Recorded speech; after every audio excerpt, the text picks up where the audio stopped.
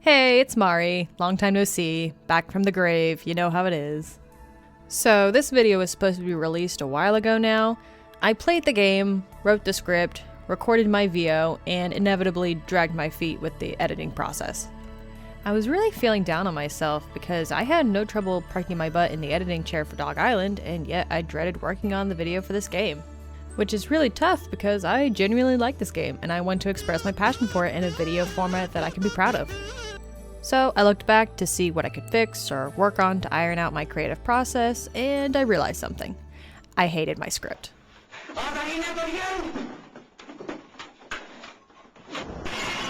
It was 11 pages of bad, and I couldn't bring myself to finish my project.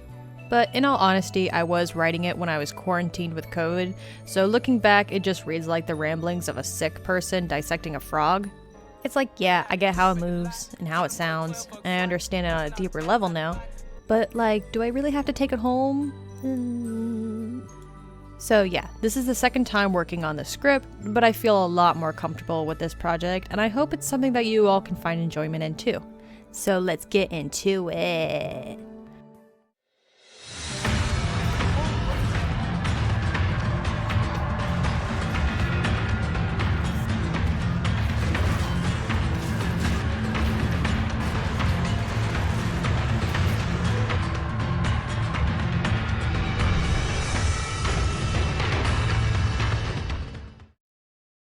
Dragon's Dogma. Where do I start with this game? I remember picking it up from my local GameStop with a bunch of other discounted last-gen titles and bringing it home to play with a couple of friends. Thank you for calling GameStop. This is Brian. How can I help you? We played through the first couple of hours, like the awesome intro, and had a great time fighting the handful of bosses thrown at you at the beginning of the game. It was fun, and we had a lot of laughs just sticking around with the controls before switching it off to play Fallout New Vegas, I think? Come on over here. Come on over here. No, you flipped me off. Come on, coward. No. Come on. You're not an intellectual. Anyways, to make a long story short, I didn't touch the game afterwards for like 6 months. So last winter, I was stuck inside looking for a video game to play, and this is the game that I dusted off my shelf. I booted it up, played through the intro again, and then got about halfway through the game before it dawned on me. This game was tailor-made for me. And now, 6 months later, I haven't stopped thinking about it. This game was developed and published by our resident cool dad, Capcom. Hello, Christine. I'm no regular dad, I'm a cool dad. And is the brain baby of Hideaki Asano, who is best known for these bad boys. Dragon's Dogma is what you would get if you mixed Monster Hunter, Devil May Cry, added in a pinch of Elder Scroll for the aesthetics, and a skosh, but just a skosh, of Shadow of the Colossus. It's like Capcom looked at my library of games and was like, you know what, cage those dogs, I can make this work. I have lost plenty of hours to this title, especially coming home after a long, hard day of work and just needing to unwind and decompress. This game isn't perfect, mind you. In my original script, I spent the majority of the time talking about the good, but then falling into discussing the negative, and it all kind of bummed me out. So this time I'll try to lay out my gripes with this game, but I'm more personally interested in talking about what Dragon's Dogma does well, rather than what it does not succeed in. Dragon's Dogma is an action RPG set in the world, or maybe just the peninsula, of Granzis. We begin our life in the idyllic fishing town of Carcidus, where nothing at all could ever go wrong. Nope. But before we begin our adventure and make our mark on the land, we have to create our protagonist. The character creator in this game is actually incredibly robust, and it's quite easy to make your perfect anime waifu, or just roleplay as a man that God kept hitting with the Uggo stick. That shit is so disrespectful! I tried making myself. Well, she tried. At least, she... And after wandering around for a bit, this girl, our childhood friend, our cousin, maybe, strolls up to us and is like, "Oi, slag, you wanna have a cheeky Pokemon fight?"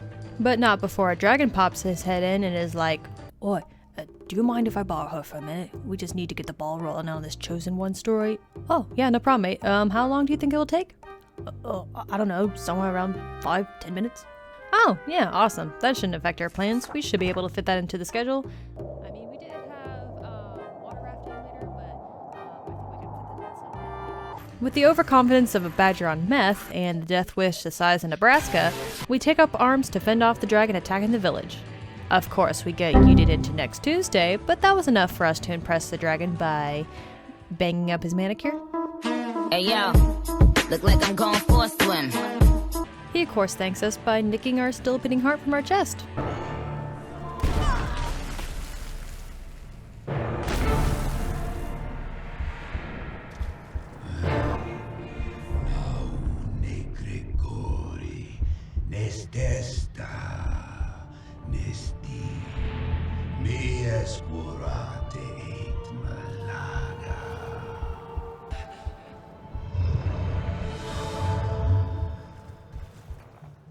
It's what she deserves.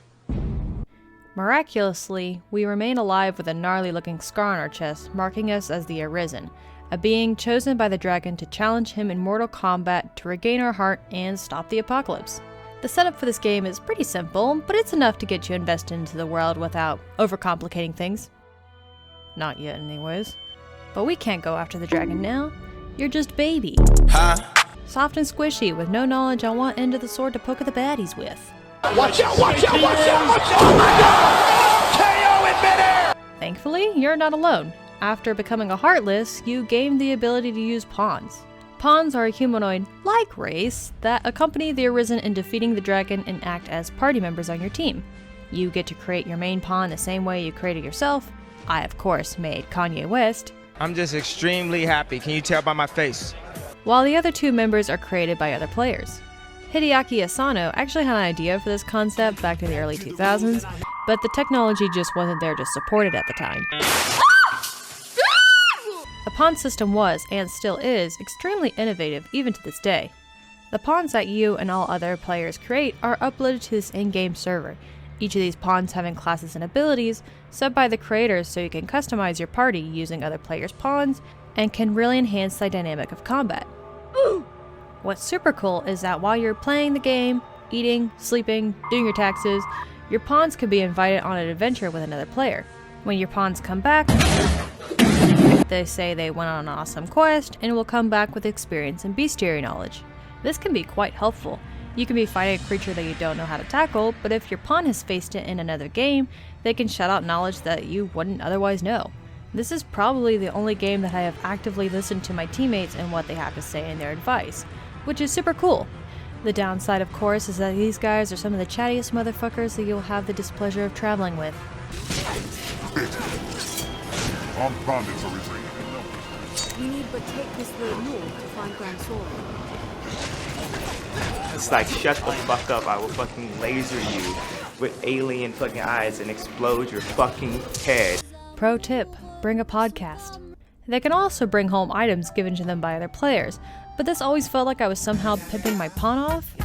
Especially since the game specifies that the pawns are not really humans because they have no free will and only exist to serve the Chosen One.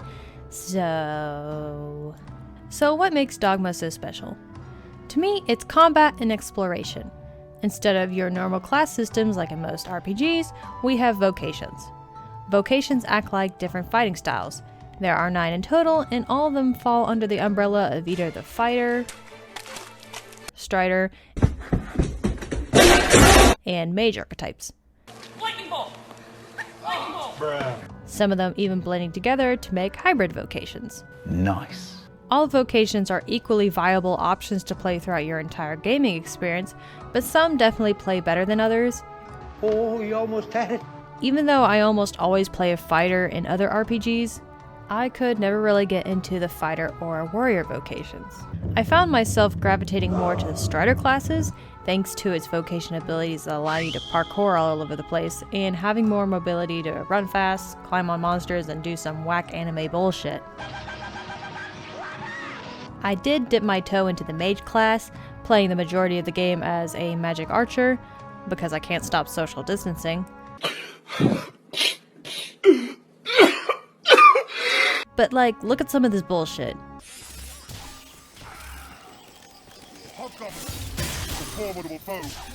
Speaking of climbing on monsters, this is where Dogma just straight up copied his homework off of Shadow of the Colossus. Each boss is kind of like a puzzle, all of them having weak points or certain limbs they can attack to either weaken the enemy or start whacking away at its health points. chop off the Chimera's tail, stab the Cyclops in the eye, go to town on this dude. I want you to touch that little dangly thing that's swinging the back of my throat. There is so much more that you can do, and you need to know how to handle these big old heifers because they can get real damage spongy, and the fights can become quite lengthy if you don't know what you're doing. Double cheeked up on a Thursday afternoon. Also, you can totally grab onto other people, including your pawns. Great for throwing people off cliffs, escort missions, being a general menace to society, and raising your animal husbandry skill. What's wrong with you?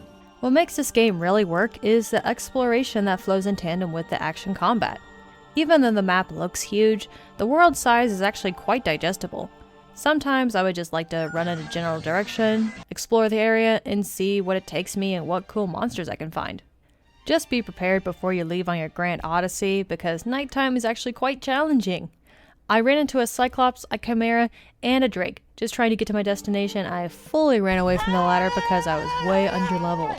I'm tired. Thankfully, fast travel is an option with the help of port crystals that you can place on the map wherever you want, so that's cool. But if I can criticize one thing, is that the world layout is quite lacking. Where's the flavor? We've got rolling green hills, lush and mysterious forests, barren dirt roads, 2 whole cities, and that's all. Oh, and mountains. We got mountains. We got a shit ton of mountains. Mountains? Yeah, we got mountains. Speaking of exploring, our friend Astro over here has found a wild fun fact. Fun fact, did you know that Dragon's Dogma had a promotional deal with the Berserk franchise? Bye, bitch. Complete with character tributes, armor sets, and even a couple story beats that pay homage to the manga. The deal was promoted in Japan as a selling point but was never really brought up in the West because Berserk isn't as popular over here as it is in Japan. That is not correct.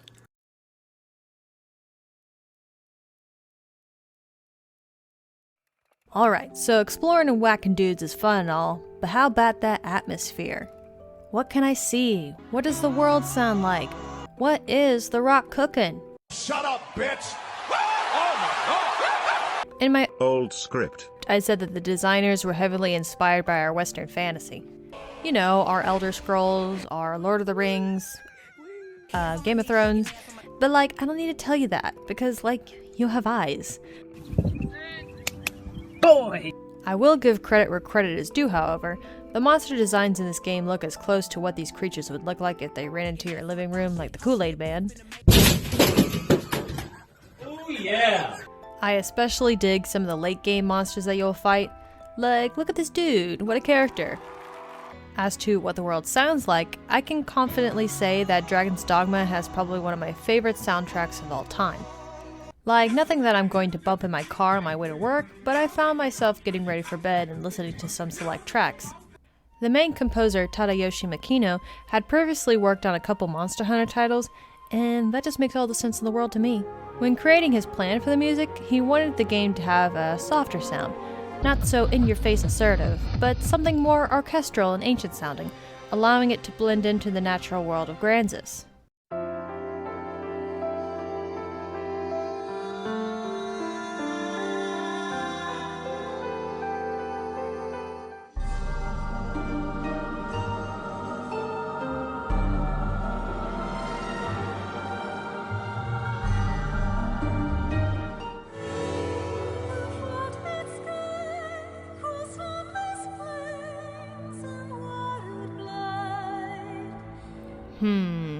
I feel like I'm forgetting something.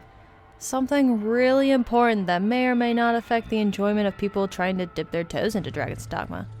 What was it again?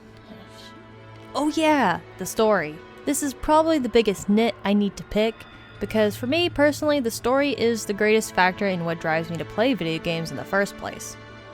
If I were to describe Dogma to someone who wants to play it for the first time, I would probably compare it to Dungeons & Dragons? Spicy, I know. But comparing the gameplay to D&D, it's like you and your friends gathered around a table, coming up with wacky strategies on how to approach your foe. Climbing on its head, healing your teammates, springboarding off your buddy's shield to get some airtime. You know, silly shit.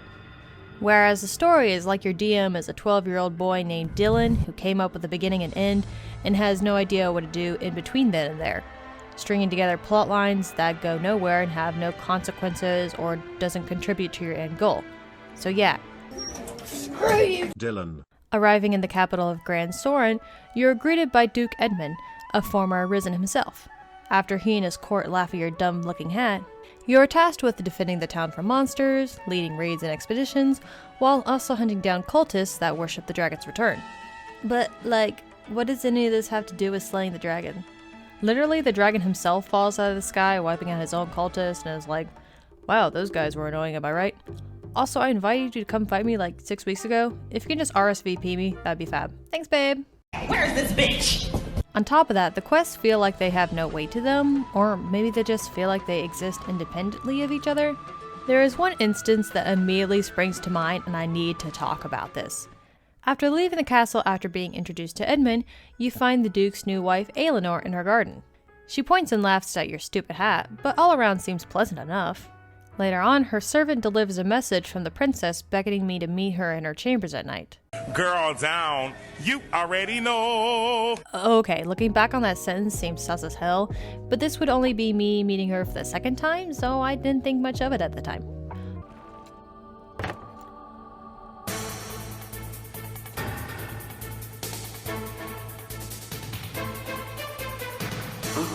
What was that noise?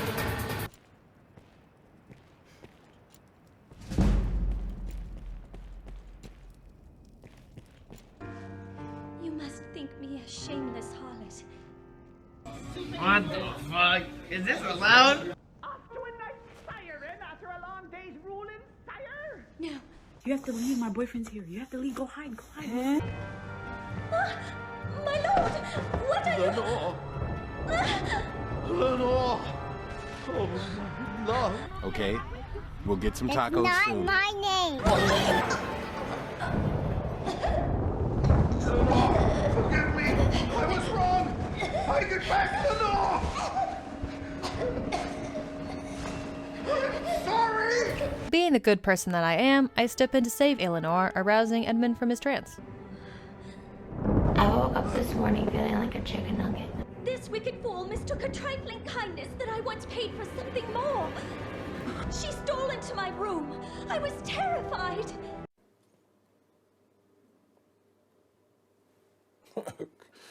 Okay. Give her a taste of the lash and a stay in the dungeon. Thanks to the Duchess accusing us of, well... The lady is mistaken. I would never violate his grace's privacy while he violates my lady's privacy. Oh my god, it's not funny. We are thrown into the dungeons where we are tortured, off camera of course, and then immediately freed with no repercussions. Even the guard that just got done raking in his gamer tag into my back doesn't give a shit, and the Duke acts like nothing ever happened and will keep giving you quests. I literally just slumped in my chair when this happened and was utterly dumbfounded as to how that played out. My only guess that this is also a Berserk reference, but like, why this? Thank God this didn't end up messing up my game in any way, because there truly wasn't any warning that this was about to happen. This quest, master your hurt. I've gained quest knowledge. Now, before I get into spoiler territory, my recommendation for this game would be to go and play it. It's an amazingly good time, and even though it is closing in on about 10 years of age, you can play it on most, if not all, modern systems, even just recently coming out on the Switch. So yeah, this game has a big old kiss of approval from me. Go play it, have fun. Upon showing up to Grigori's house, the dragon's name is Grigori by the way, the dragon offers the Arisen a choice. Fight and slay the dragon, or sacrifice your beloved, and Grigori will disappear until another Arisen is chosen. Pfft, well, too bad I don't have a beloved, so that's kind of awkward. Oh. Well, there she is, I guess. From what I can tell, romance was supposed to have a bigger impact on the overall narrative, but for one reason or another, it never really got fully fleshed out, and it kind of feels like a last-minute addition. Every NPC in the world has an affinity meter that goes up if you do their personal quests or give them gifts. And when I say every NPC, I really do mean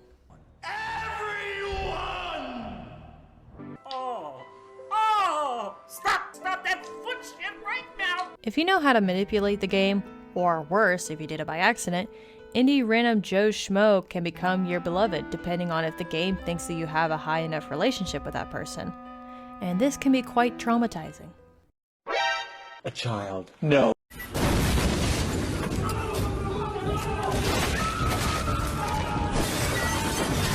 What's crazy is that I was really grifting on Costco over here, mostly due to the fact that she has the worst French accent this side of Monty Python. I'll make for the castle directly to offer my report to His Grace. I'll have word sent for you, friend. Pray, sojourn in the capital a while. To the castle men, step lively!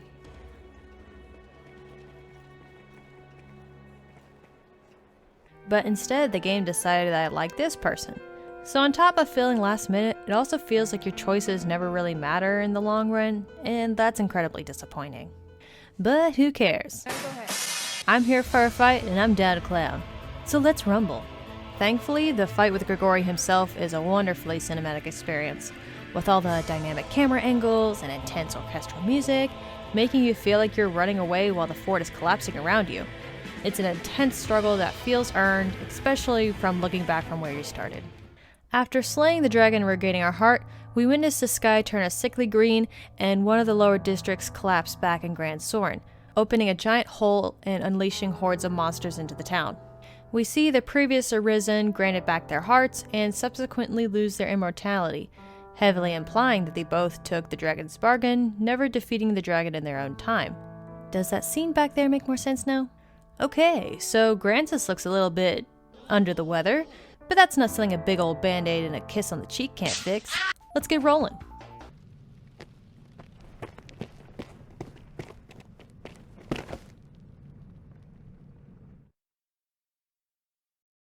I beg your pardon?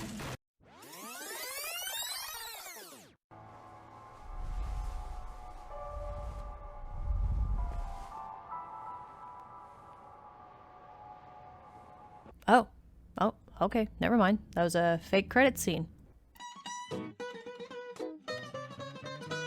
So moving into the post-game, or as I like to call it, post-Greg, I never snitch on daddy. I would have put daddy. We make haste for the city capital, which has fallen into ruin. We confront the previous Arisen as to what is happening, but instead he attacks us and accuses us of conspiring with the dragon. We fight our way to the center of town, only to be swallowed up by the Great Chasm and to find ourselves in the Everfall. This is based on a conceptual diagram of the world of Dragon's Dogma, and the fact that it is multiple parallel worlds stacked on top of each other and are connected by the Everfall, also known as the Rift, in which pawns travel to and from. Here, it's a final dungeon with multiple floors that you can traverse through, picking up in-game loot and fighting against new monsters that Capcom was holding back till now. This is probably one of my favorite parts of the game. I would just pick a floor, fight a couple baddies, go to an inn and hibernate for like 4 days till the bosses respawn, and then do it all over again. I guess my life meant nothing. I guess it was a sham. I guess I'm someone else now. I wonder who I am.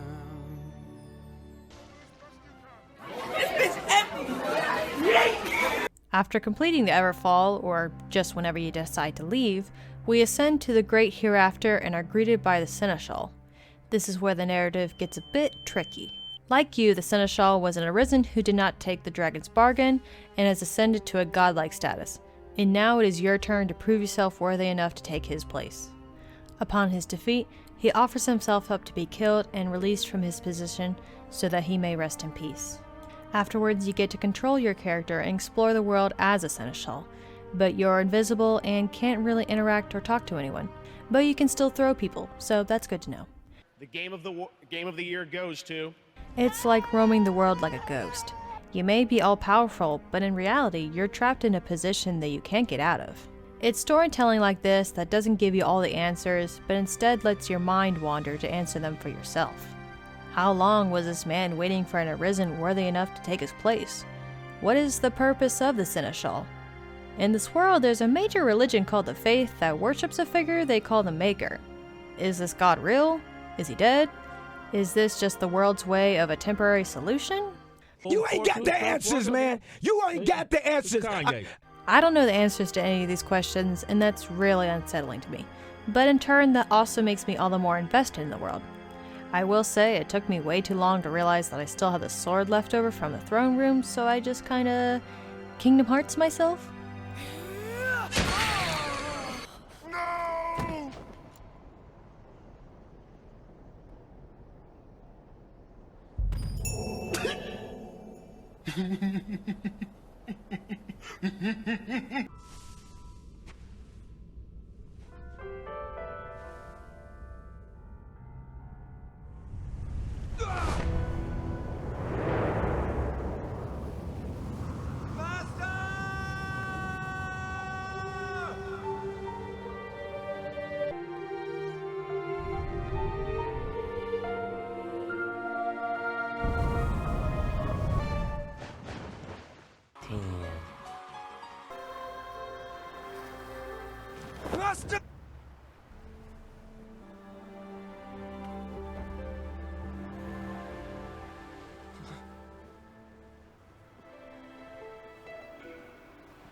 Oh, I'm gonna have to do some narrative backtracking real quick.